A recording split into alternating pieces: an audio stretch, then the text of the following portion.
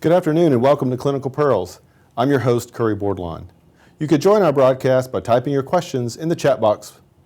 We will try to get to as many questions as possible. Today we're happy to welcome Dr. Susie Miltner, Associate Professor and Director for the Educational Focused Partnerships at UAB School of Nursing. Welcome, Dr. Miltner. Thank you so much for having me today. I'm happy to be here to talk about my favorite topic. Excellent.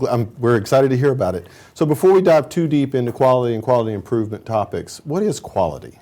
So that's a really good question. Have you given that a thought, what you think quality is? Of course, yes. It's actually a difficult thing to think about because quality is in the eyes of the beholder.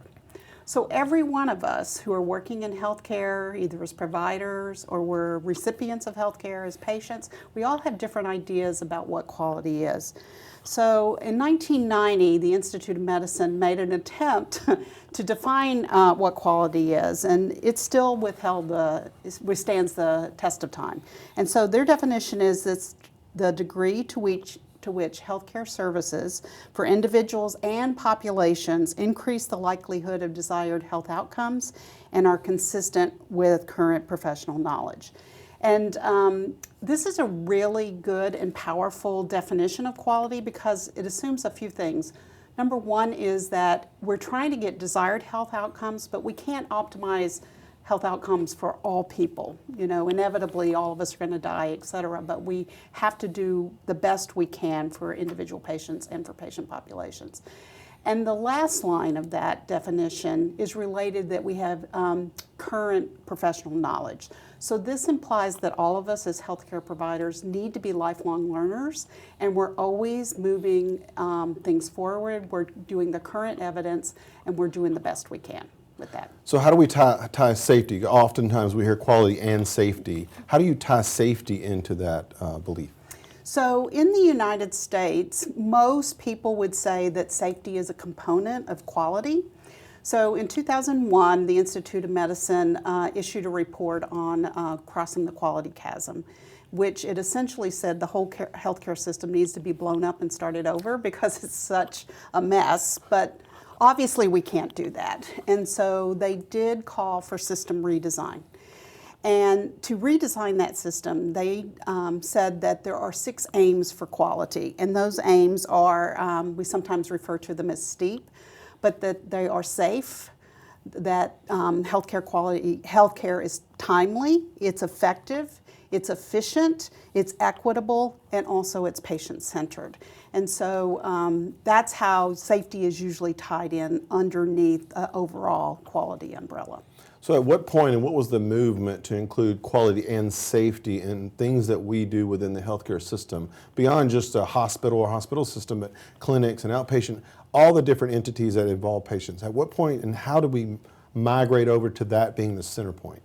Well, it's very interesting. So I'm an old nurse, and so I got my start in the early 80s in nursing. And at that time, you know, we were trained and were educated to try to provide the best and safest care that we could.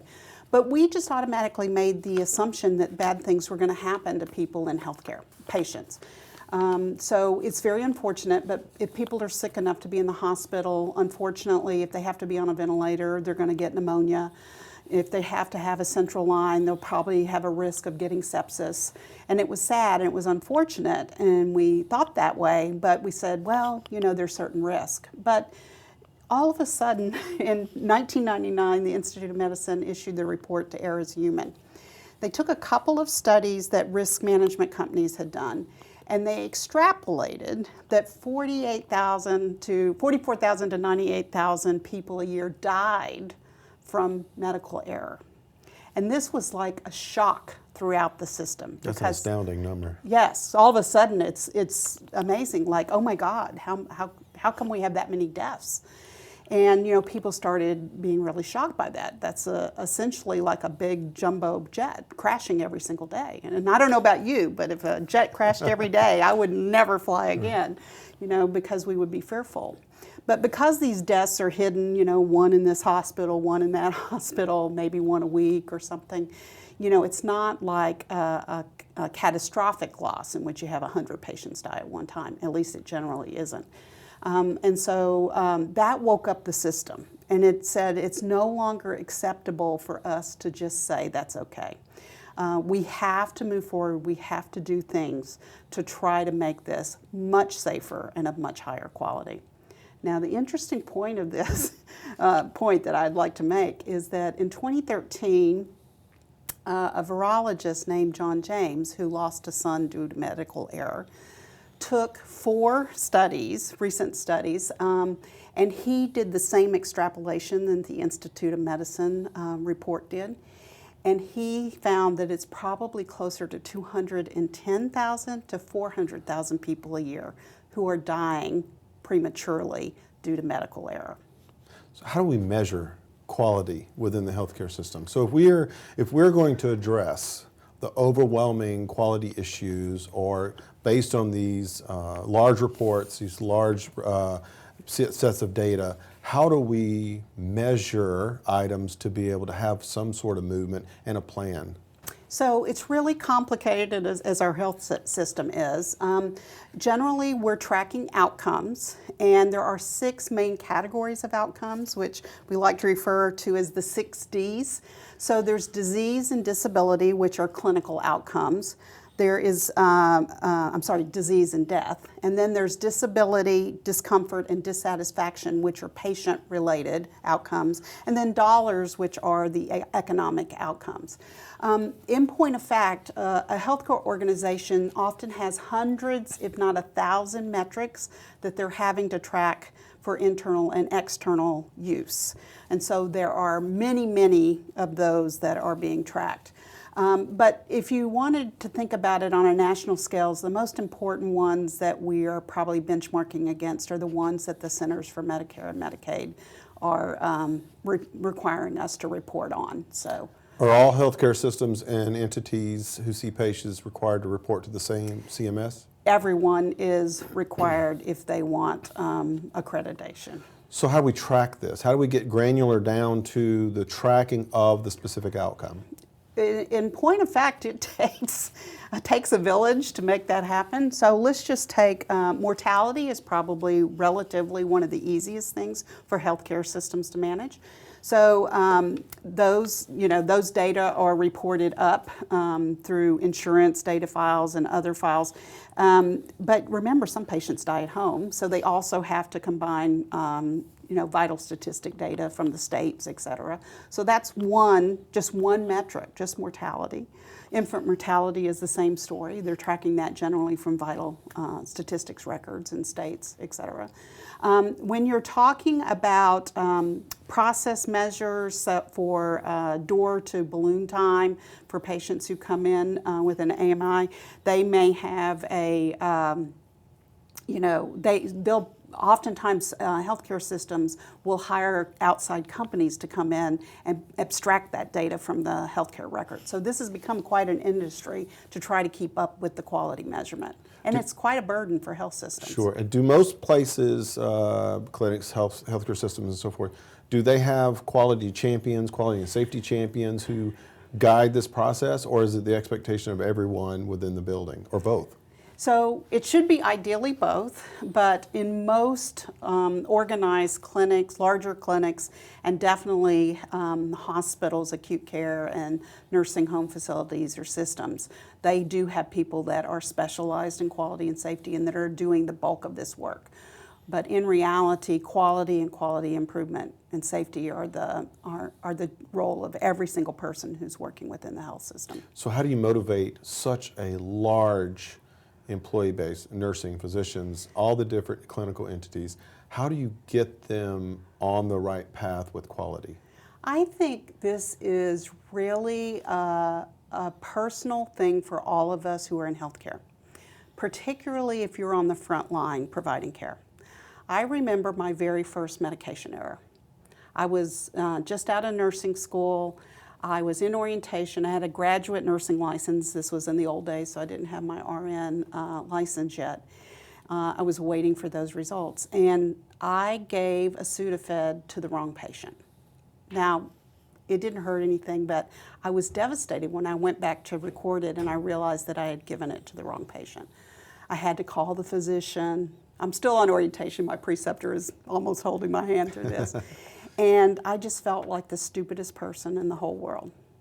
And I felt so bad about it that when I went home that day, I was checking the mail, and in the mail was my nursing license. And so I was like, oh my God, I'm just like a fraud here. I have my nursing license, but I made a med error today.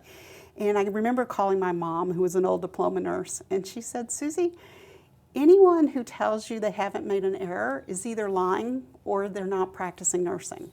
And so I think when we touch every provider, because we've all made an error, or we've all caused harm to a patient inadvertently, that personal motivation to want to do better is a great motivator to get people involved in quality and safety.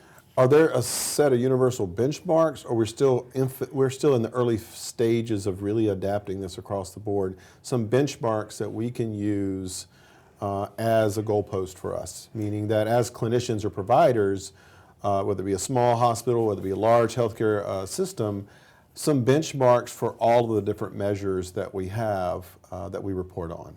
So I want to move it beyond the measures that we report on, because that's generally an organizational thing that happens, and put this back down to the benchmarks for what the expectation for healthcare professionals are. And it is an expectation now for all healthcare profession students to gain some basic competencies in quality, safety, teamwork, evidence-based practice, and patient-centered care.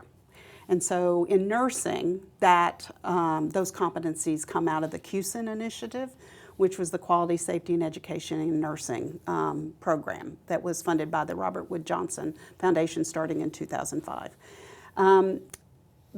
Now, those same competencies are now being embedded in the new revisions of the AACN Essentials for all nursing education, both pre-licensure and graduate level competencies, which is really exciting because we have been a little bit behind our medical counterparts because they've been doing this, had these competencies embedded in their expectations for medical education and for graduate medical education for some years.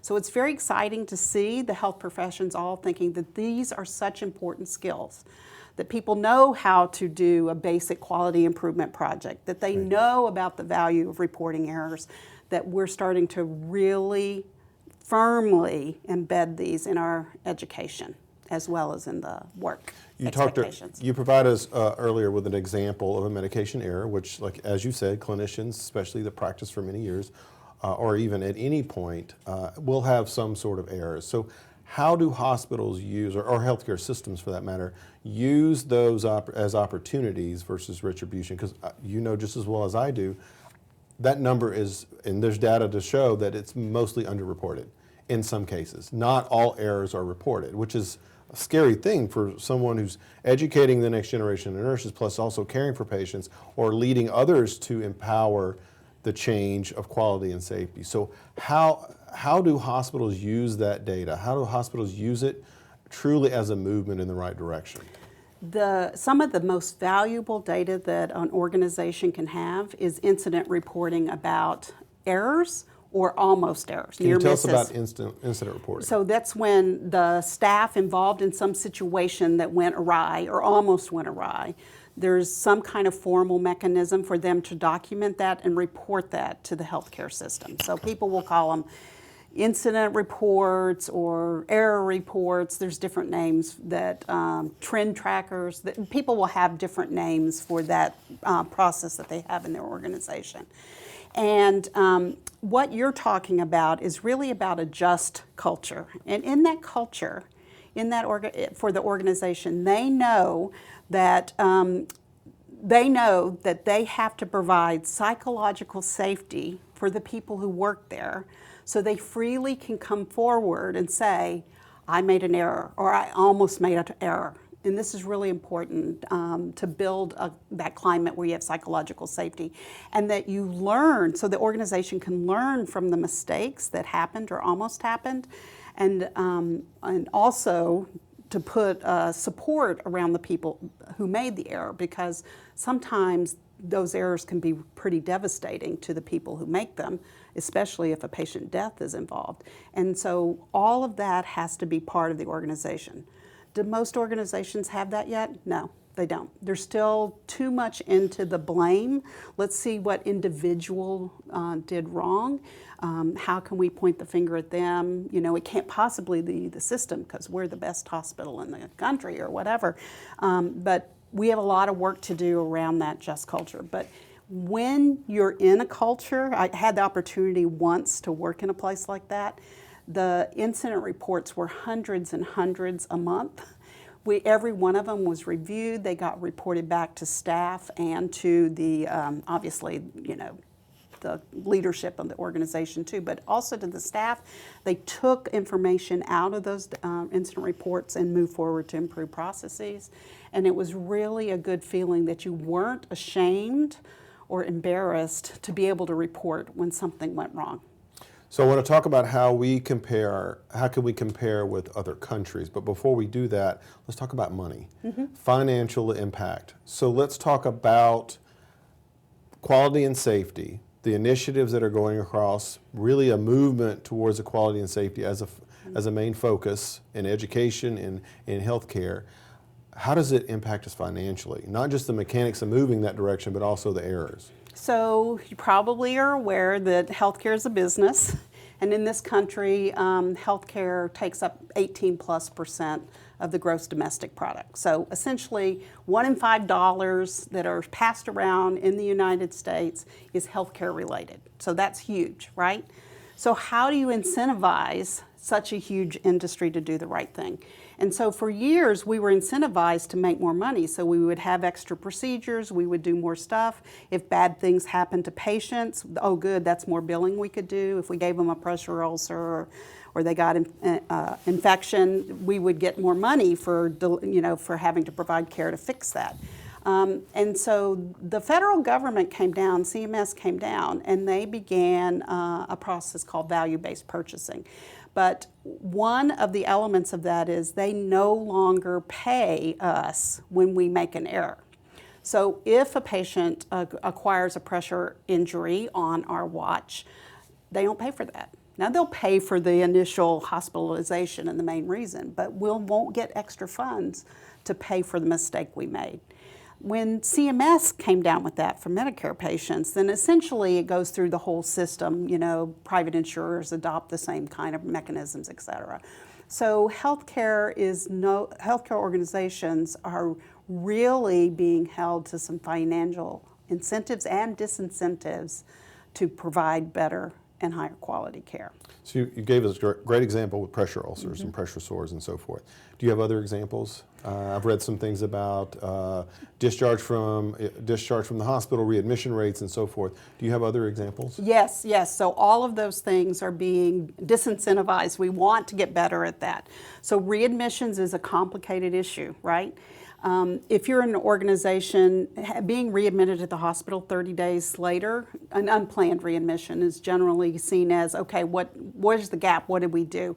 And so typically a healthcare organization, to reduce the number of those readmissions, you can't fix every one of them. There's going to be some inevitable, but you might take a target population like patients with congestive heart failure who are typically rebounding a lot and put a little more safeguards on them at the other end upon discharge. So making sure they get into their primary care provider within 7 days, maybe some follow-up calls, making sure they have the exact things they need in their house like scales and other things so that they can successfully continue their recovery and not be back in the hospital. So people are doing that, and there's big populations we can address, and then sometimes there's little populations of that sometimes we have to wait to do those just because there's only so much time and ability to do things in the system. So earlier you mentioned QSEN, and you talked about what that is, quality, safety, education, and nursing. So can we spend a little bit more time on QSEN, some elements of QSEN? Because what I'd like to do is go into a conversation about how you can educate the next generation or how you can get nurses, give them some tools. Okay. So QSEN actually started at Robert Wood Johnson Foundation, but part of the origins were that they had done a project called Transforming Care at the Bedside. And it was about embedding quality improvement techniques and tools into med-surg units so nurses could feel empowered to improve their workplace. When that project went on, and there's tons of articles out there you can read about TCAB, Transforming Care at the Bedside. But what they found when they did that project and they funded that project is essentially nurses had no quality improvement skills.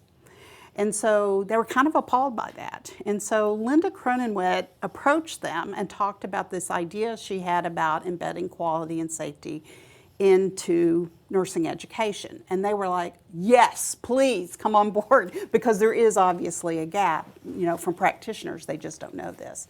And so over a series of funding opportunities, they developed and built out competencies with specific knowledge, skills, and attitude behaviors that are expected. They leveled them for undergraduate work and for graduate work. And then the group has been, ever since, trying to preach the gospel of QSEN around to all our colleagues in academic settings, both in four-year colleges, ADN programs, et cetera.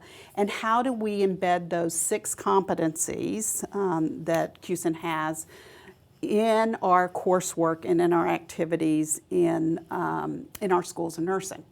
In addition, over about the last 5 to 6 years, we've also been moving QSEN into practice.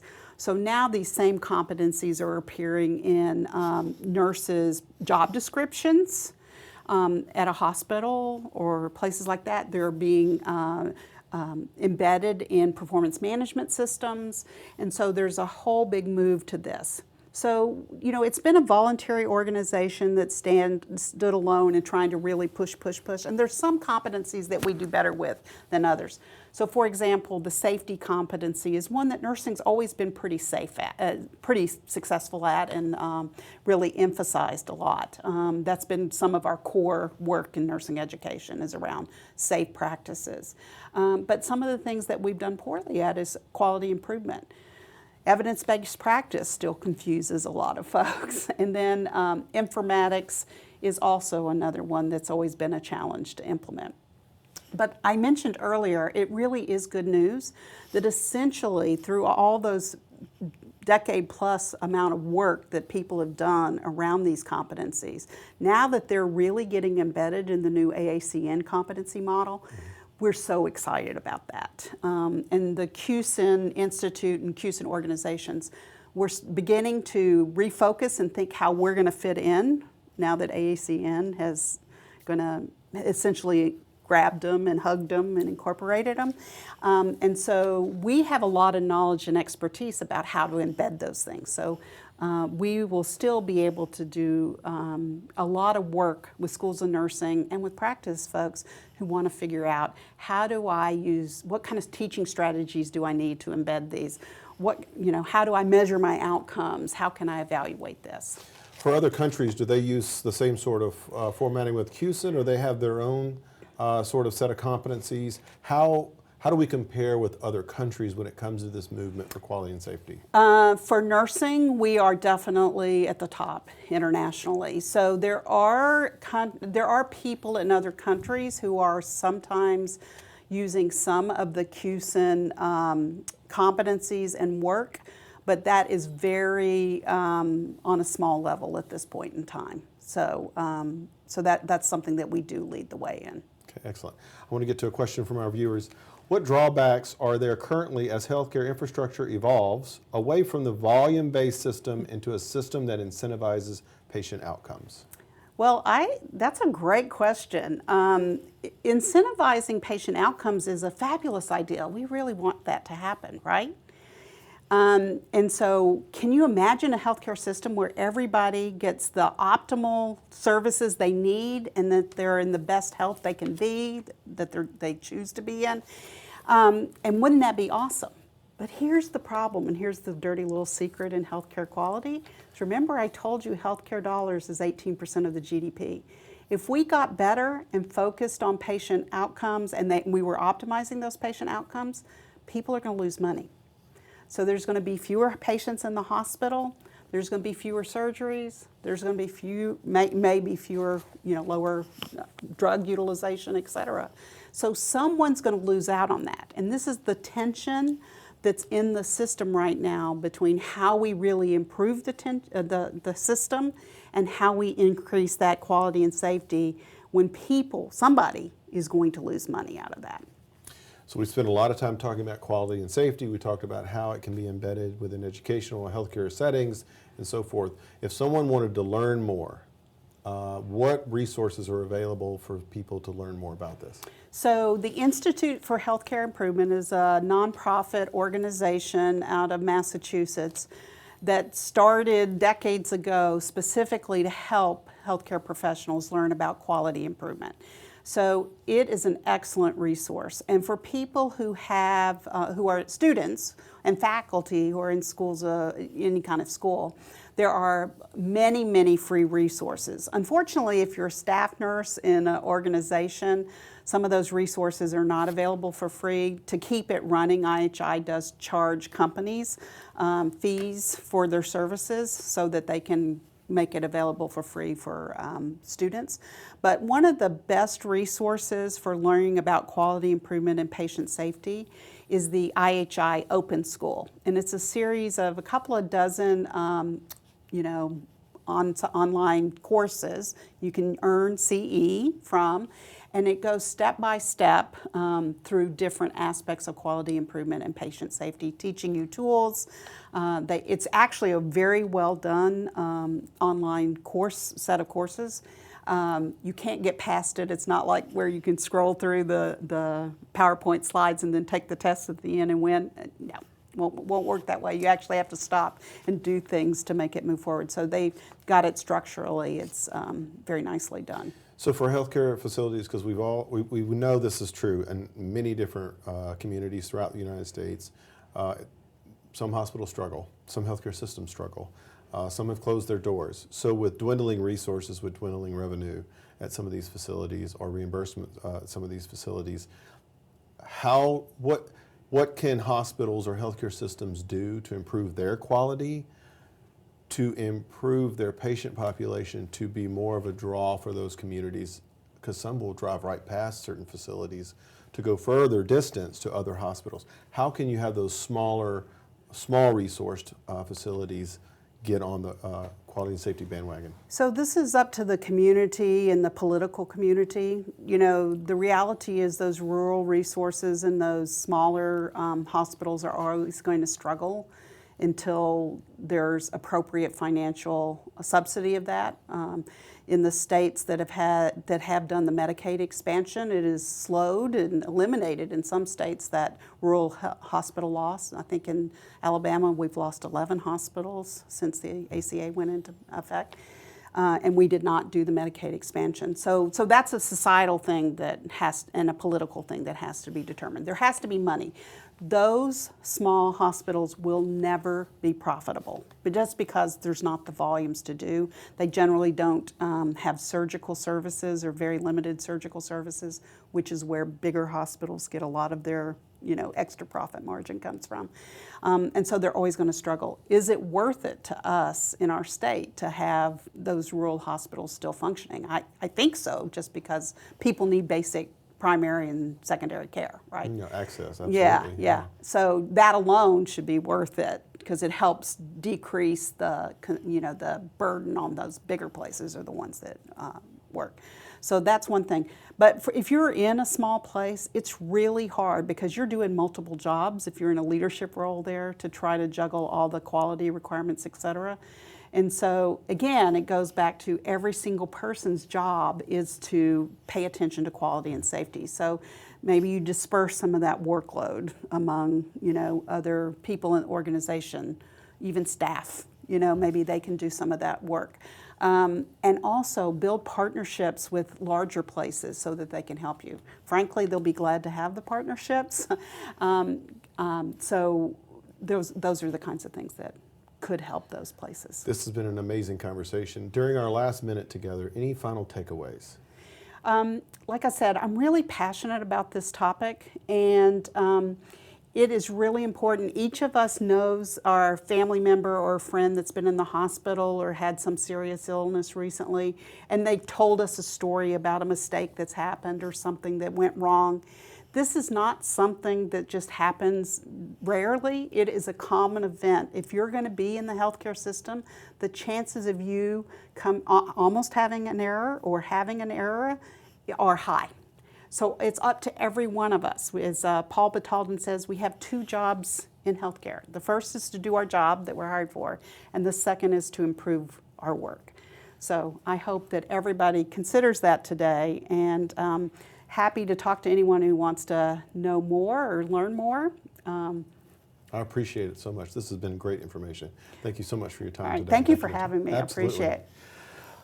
Thank you so much for joining us. We'll see you next month on Clinical Pearls. If you liked this video, please remember to like and subscribe and click the bell icon to get instant notifications when we release new videos. For more information on how to get CEU credits or for more on the UAB School of Nursing in general, check out the description below. Thanks for watching.